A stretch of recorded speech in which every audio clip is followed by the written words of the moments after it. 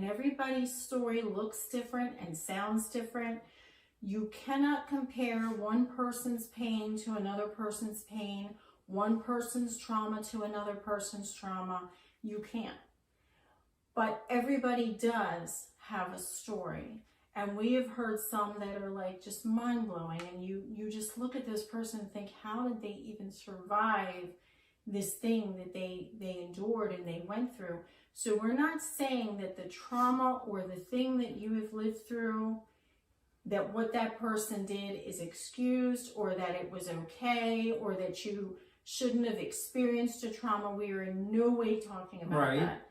What we are saying is we want to see people get free of the burden of carrying that trauma with them every day for the rest of their life.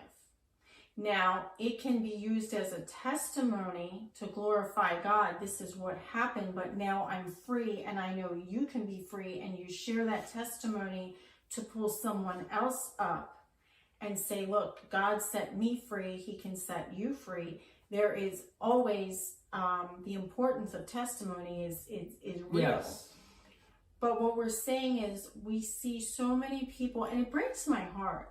It breaks my heart and it makes me angry when I see people that are just year after year, they are crippled by this thing. And even if they're a born again person, some of them are moving in lots of gifts and they're serving in many capacities in the church, but they are so wounded and they are still in this place of living that trauma, and they just can't break free. And God does not want you to stay in that place. He knows what happened to you. He knows the pain, he knows the suffering, he knows the trauma, he knows every detail of everything you have been through in your life, and he cares about it, and he loves you.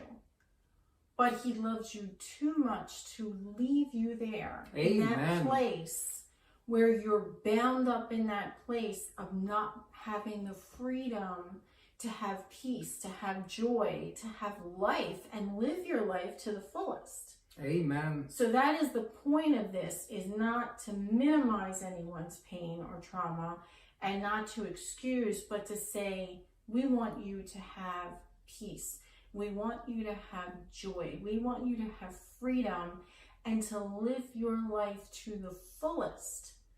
You know, because you only get one chance here on this earth to live this life.